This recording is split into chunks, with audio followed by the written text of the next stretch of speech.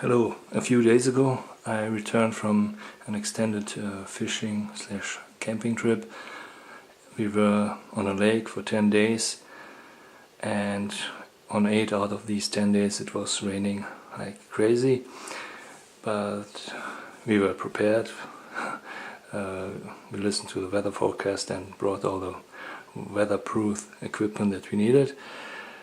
We are doing this now for the 5th year in a row, so it's almost a new tradition for us, because in the last 15 years we were going on camping trips in the mountains, but recently we are going on the lake and go fishing there. So I wanted to share the lessons that I learned this year, which were quite interesting. I hope you find them interesting too. So first of all, I come from a hiking background, and the 3 of my friends that were present there at the camp are all dedicated fishermen. And this was interesting to watch, especially when it comes to shelter setups, because fishermen, they have really great, robust, waterproof tents. Fisherman tents, but they are massive and absolutely overweight for a hiker. And I use here, you can see, a small VD Mark II tent. And this year I also learned from previous years. In previous years I always used a small one-person tent, which weighs around 3 pounds. But this year I figured, okay, we are going for 10 days, so it's a bit longer than usual. I want to be comfortable. And what's the most comfortable one-person tent? Well, it's a 2-person tent. So this weighs around 6 pounds, so around twice as much as a usual one-person tent, but it's worth it. It's very comfortable. If you fit inside, your equipment fits inside, and you still have room to spare. Another thing that I learned from my friends, which I thought were not very smart in this regard. Here my tent has a outer fly and an inner tent.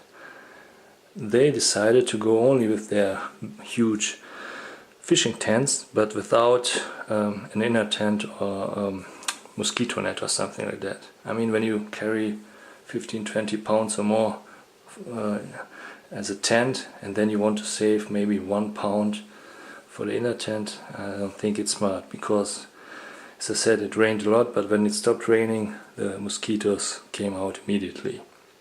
So it's always good to have a good combination, or good something in between a good waterproof system and a good ventilation. And this worked great for me. At the beginning I was a bit skeptical. It was the first time that I used it. I don't know if you can see it. Anyway, it says the outer fly has only 3,000 millimeters of water column, but it turned out to be more than enough. As I said, 8 days of constant rain still held up. Okay, another thing which was for me really surprise, because I'm not that huge into fishing, is to see how the fishing technology evolved. I mean, it's insane. One of my friends, he came from Germany, and he brought all the newest trends, and it's just crazy. I mean, we were mostly going for carps and catfish, and I don't know, just for example, the boilies that he made. Nobody buys boilies.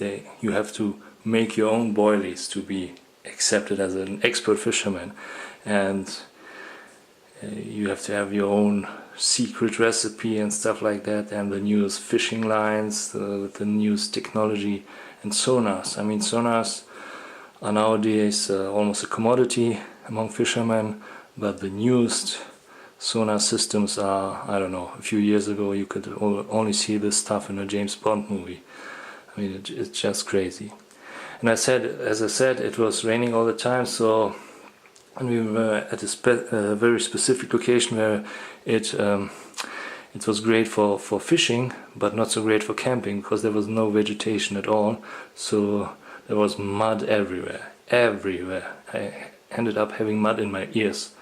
It was just crazy. But interesting experience anyway.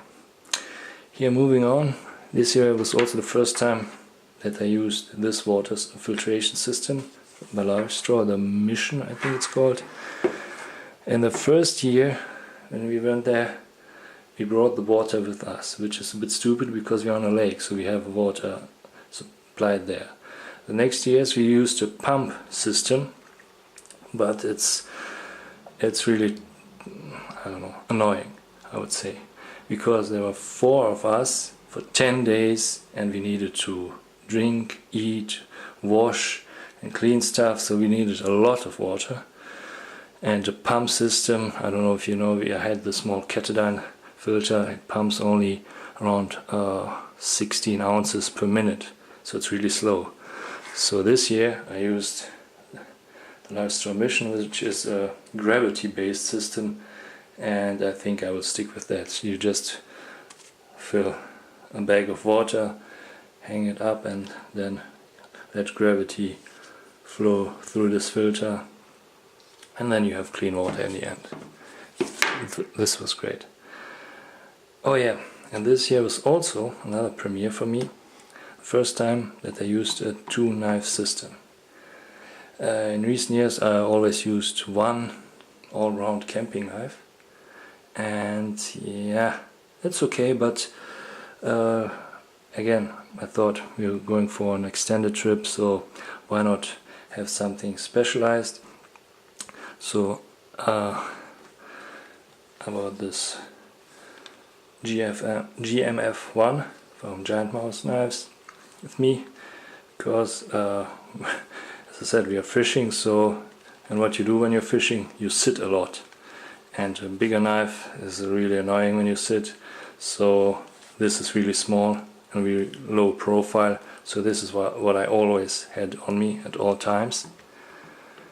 And the Birka Field Butcher I used as a all-round camping kitchen knife, which was great because, as I said, there was no vegetation, so we didn't have any wood. We weren't even cooking with wood. We used a gas stove and a backup alcohol stove, so the knife was only used for cooking. So why not choose a dedicated knife for kitchen work, like the Field Butcher?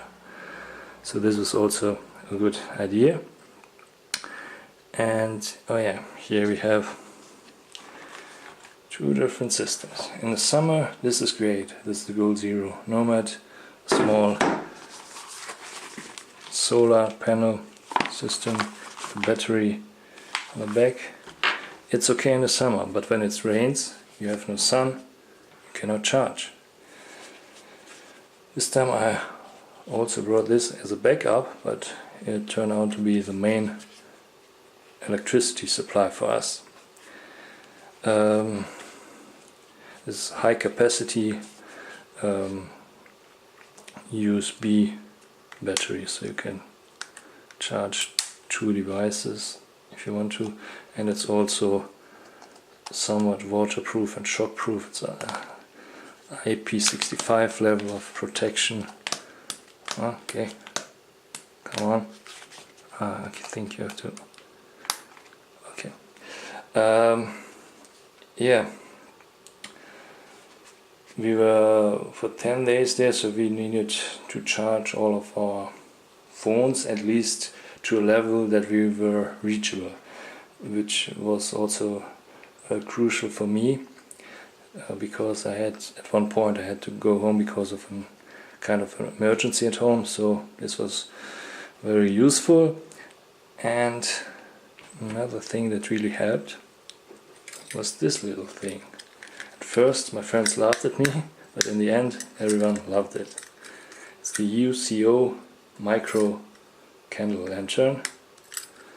It's a bit fragile, and this is my only complaint about it. It runs on small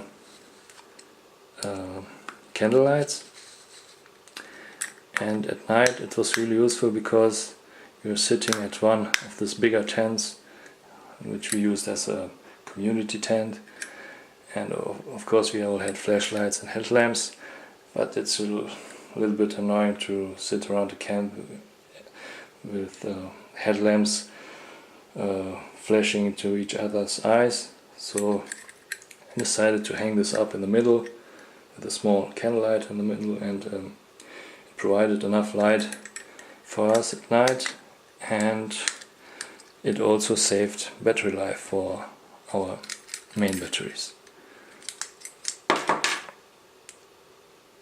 And oh yeah, this is just a simple symbol for wildlife there. Yeah, I mean, we were in bear country, which is nothing special where I live, because if you move out of the city you're already in bear country, and to be honest it's not a big deal. I'm commenting about this because yesterday I saw a documentary on what was it, National Geographic or Animal Planet or something like that, and I think they sometimes on TV they want to make things appear more dramatic than they actually are.